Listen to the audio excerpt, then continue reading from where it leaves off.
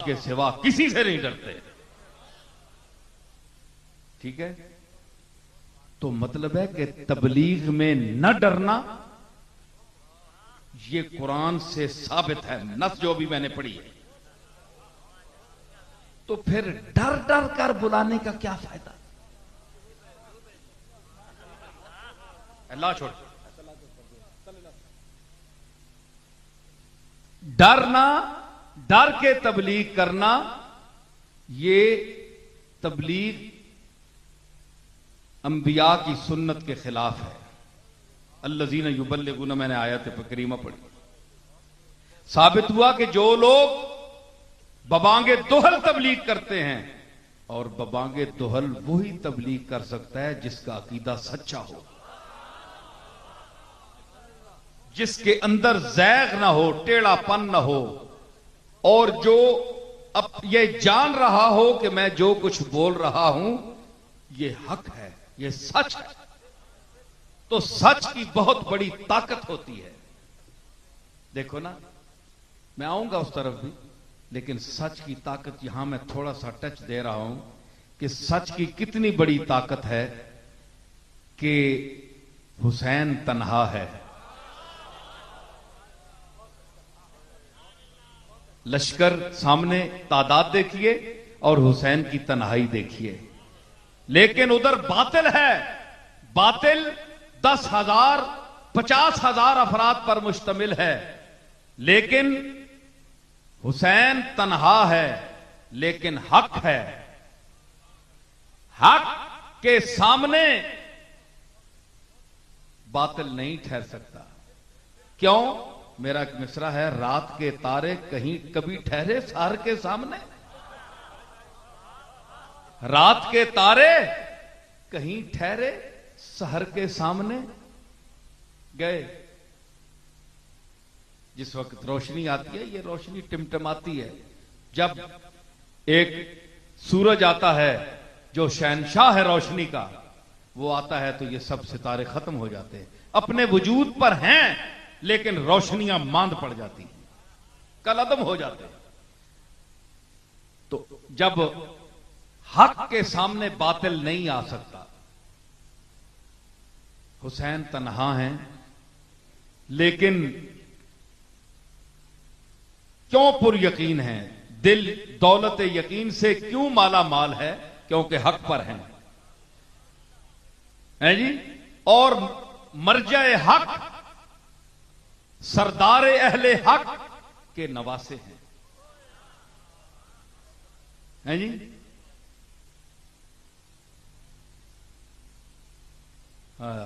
मुझे एक शेर याद आया। मेरा, लोग कहते हैं जनाब ये शेर ज्यादा पढ़ते हैं, मेरे पास शेर इतना मवाद है सूफिया का कि शेर में ज़ौक होता है और ये बड़ी बड़े मसले हल कर देता है शेर। अगर पढ़ने वाला हो, कुछ अंदर दिल में दर्द हो और आवाज में कुछ गुदाज हो, तो बड़े बड़े मसले हल हो जाते हैं। यही तो हम रोते हैं ना कि अल्लाह को कुरान या नमाजों का अल्लाह मोहताज नहीं है कि आप नमाजें पढ़ेंगे। नमाज हमें पढ़नी चाहिए, अल्लाह का हुक्म है, ये नहीं हम कहते। नमाज पढ़ें, पाबंदी करें, लेकिन ये ना कहने कि हम नमाज ना पढ़ें तो अल्लाह की उलूहियत में कुछ फर्क आ जाएगा। नमाज रोजे, आपके फरमाया, हदीस में आता है कि मैं और एक कौम पैदा कर दूं जो गुनाह करे और मैं उसे बख्शूं, मुझे बख्शने में मजा आता है।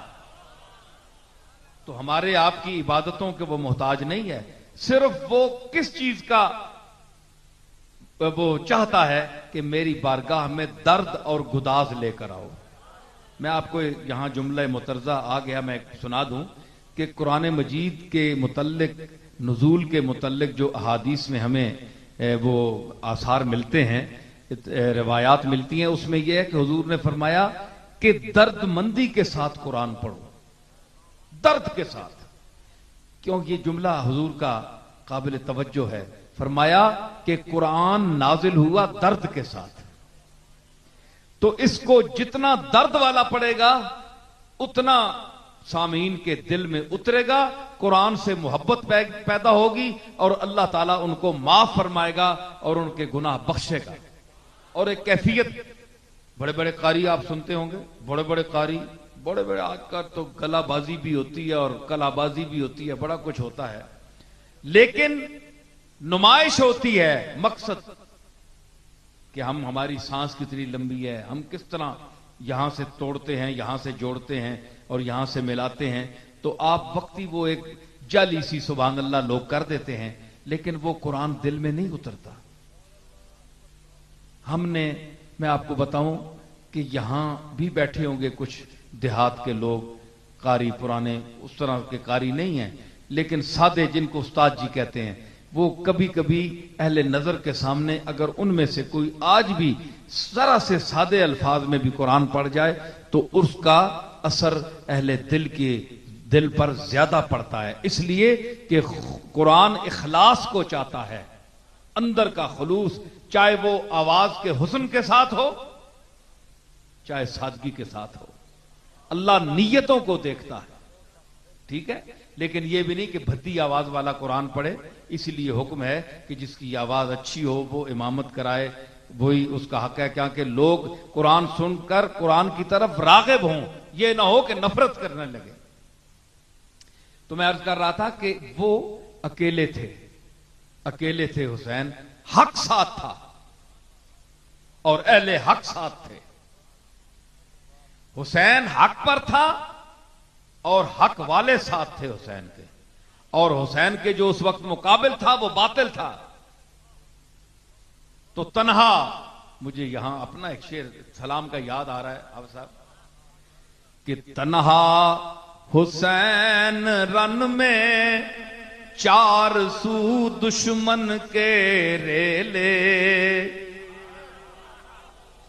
तन्हा हुसैन रन में चार सू दुश्मन के रेले, तन्हा हुसैन रन में चार सू दुश्मन के रेले, ऐसे में कौन हो असगर को जो गोदी में ले ले, ऐसे में कौन हो असगर को। बाप तन्हा है, असगर को उठा कर ले गया पानी पिलवाने के लिए, चार सू दुश्मन है, ऐसे में कौन हो असगर को जो गोदी में ले ले। क्या है, ज़ौक़ पैदा हुआ कि नहीं?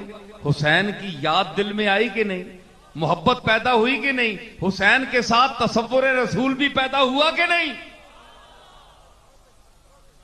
ये वो ज़वात हैं, चाहे सहाबा किबार हों, जनाबे सिद्दीक अकबर हों, जनाबे फारूक आजम हों, जनाबे सैयदना उस्मान गनी हों, हैदर कर्रार हों, अबू हुरैरा हों, खबाब हों, अम्मार हों, अब्दुल्ला इब्ने मसूद हों, अब्दुल्ला इब्ने उमर हों, इनकी याद, इनका नाम, इनका जिक्र जब आए तो हम हुजूर की महफिल में चले जाते हैं, हुजूर की महफिल में चले जाते हैं। हुजूर के सहाबा ये वो सितारे हैं जो उस आफताब के इर्द गिर्द गर्दिश करने वाले हैं। अगर मताफ में हुज्जाजे किराम बैतुल्लाह का तवाफ करते हैं तो ये वो तबका है सहाबा किबार का जिनकी निगाहें, जिनकी आंखें चेहरे मुस्तफा का तवाफ करती हैं।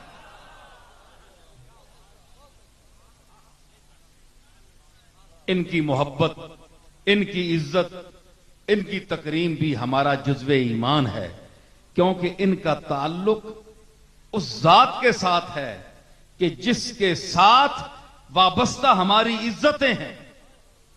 और फिर अहले बैत का जिक्र, अल्लाह अकबर, ये तो उनके घर की बात है, ये दर की बात है, वो घर की बात है।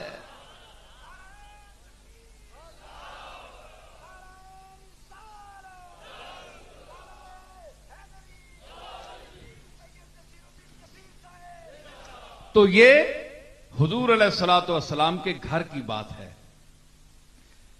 एक साहब ने एतराज किया कि मैंने उस दिन कोई बात वहां की थी, तो हमारे ये सुन्नी हजरात भी बात जो हैं बहुत तंग नजर हैं। मुझे अफसोस है। सुन्नत का ये मतलब नहीं है कि आप सुन हो जाएं, बेहिस हो जाएं। सुन्नत का मतलब है कि आप वुसअत पैदा करें, फिक्र में भी, सोचने में भी, हर चीज में फिक्र में वुसअत पैदा करें। यही तंग नजरी तो आपको लेकर डूब रही है कि आप किसी को साथ बिठाने के हक में नहीं। जो आपके मसलक से जरा हट जाए उसको आप धक्के दे देते हैं। आप देवबंदियों को भी पसंद नहीं करते, शिया को भी पसंद नहीं करते, शिया आपको भी नहीं पसंद करते, देवबंदी आपको भी नहीं पसंद करते। फायदा क्या? कुछ देवबंदी जो हैं, जो अल्लाह की जातो सिफात के हवाले से गुफ्तगू करते हैं, आप उनकी भी माने।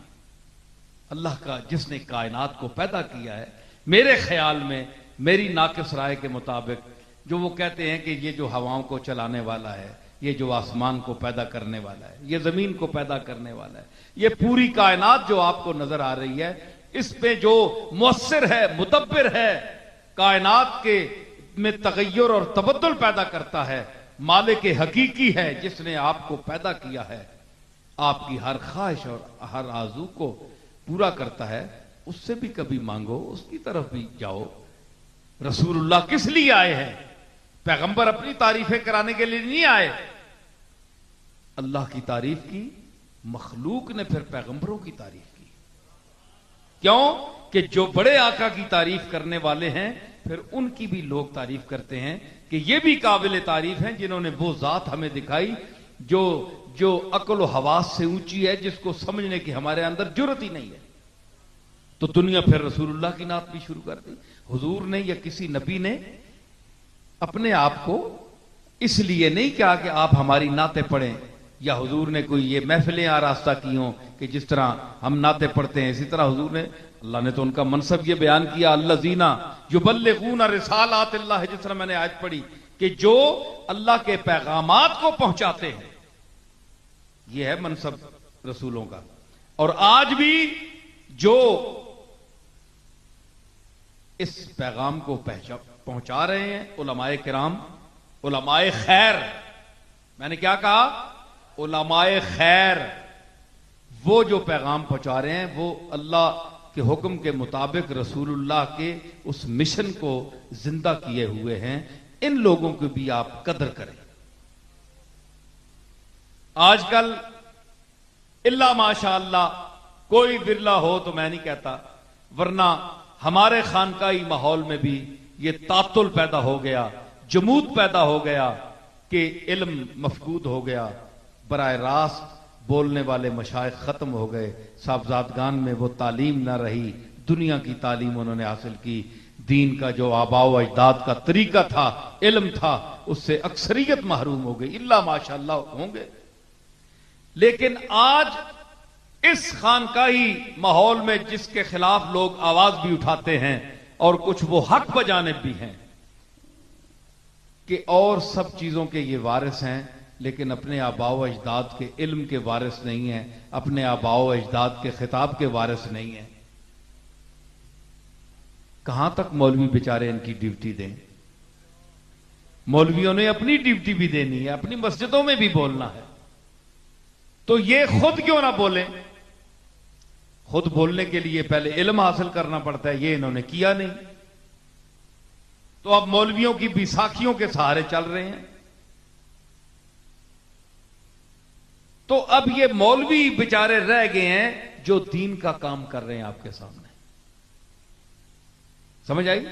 जो कुछ भी है, खानकाहों में मुजावर रह गए या गोरकन।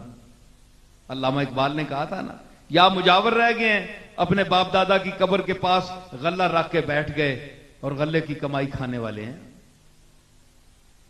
ठीक है, तालीम कोई नहीं, इल्म कोई नहीं, जो अंदर दफन है वो बंदा जिसने दीन की खिदमत की सारी उम्र, इल्म हासिल किया, इल्म फैलाया, फैजान फैलाया, उसका वारिस कोई नहीं है। उसकी वजह से जो प्रॉपर्टी बनी है, पैसा आता है, उसके सब वारिस है। तो आप बताएं कि फिर आपका दिल मुतमईन कौन करेगा? आप खानकाहों में किस लिए जाएं? यह तो उसकी मालिक की मर्जी है, उसका मकाम है, उसकी अता है कि जो दफन हैं, जो आज खामोश हो गए, उन्होंने अपने दौर में वो खिदमतें की कि उनके मरने के बाद भी आज तक, बल्कि कयामत तक उनकी खामोशी बोलती रहेगी।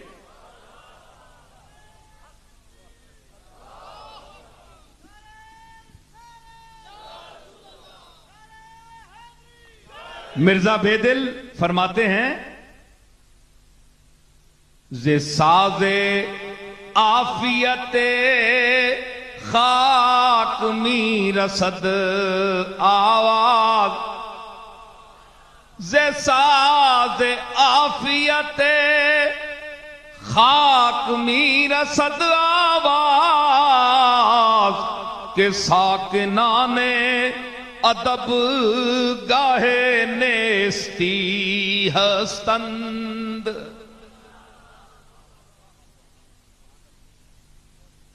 ज़हरुल्लाह साहब जरा गौर फरमायो, मुफ्ती साहब, इस शेर होते के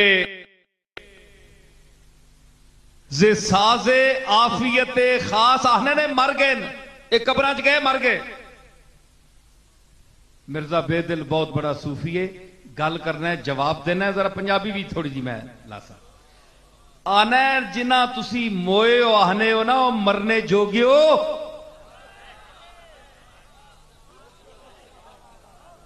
मोतू जोगे हो जिन्ना तुसी मोया आहने हो ना, वो असल च केन जे साजे आफियते खाक मीर सद आवाज, के साकिना ने अदब गाहे नेस्ती नेस्ती हस्तन, के साकिना ने अदब गाहे नेस्ती। ए मिट्टी है ना, कितने बंदे टुर के आए, बोलो जरा। मैं सुभान अल्लाह वाह वाह ना करना, इंशाअल्लाह तुसी आप ना बोलो, मैं ना कदे आखो लगा वाह वाह करो, तुसी आप बोल सो।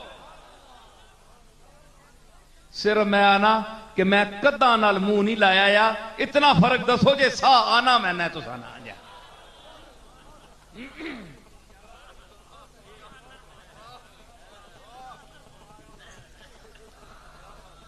समझ आई ना?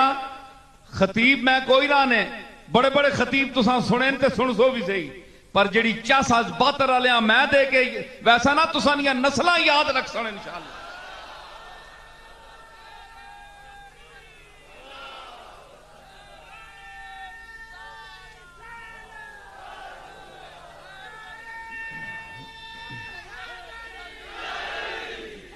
मैं अर्ज की ए तुसी टुर के कई बंदे आए हो सोना, मिट्टियां रोंद के आए हो कि नहीं, पैर ते पैर रख के आए हो कि नहीं, मिट्टी बोली बोलो, नहीं बोली ना। वो आना जे साजे आफियते खाक मी रसद आवाज। साज में कई किस्म होनियां, एक बोलना होना है ते एक चुप होना है। बाज दफा चुप अपने महल्ले वकू ने एतबार नाल बोलना होना चुप है, लेकिन इन पता लगना है जिस तरह बोलना हो। मैं एक मिसाल देना मैं, ए मेरी दलील अकली और फिलबदी दलील है। एक इंजे कि बंदा चुप भी होवे ते बोलना नजर आवे। याद करो टाइम जिस वेले रिसालत माब दे विसाल तो बाद सैयदना बिलाल मदीना छोड़ के शाम चले गए, हुजूर ने जुदाई मार छोड़िया, ओ चेहरा सामने नहीं आया। बिलाल आख्या मैं मदीने ही ना रहना, मदीने वाला जी कोई नहीं। चला गया बिलाल। जिसले मुड़ के आए बड़े अरसे बाद, जिसले हरम शरीफ बड़े ना तो अजान आ गई। लोगों ने ज़हन च अजान बोल, यानी जिस तरह बिलाल खलोता है और बांग दे रहा है, सारे अर्ज की हुजूर मेहरबानी करो है जी। खामोश है बिलाल लेकिन तसव्वुर गूंज रहा है। सारे सहाबा के ज़हनों में बिलाल बोल रहा है,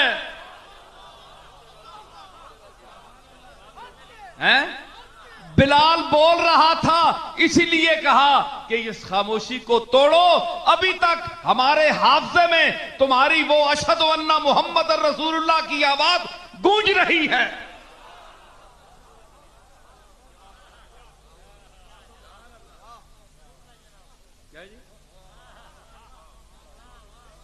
समझ आई ना?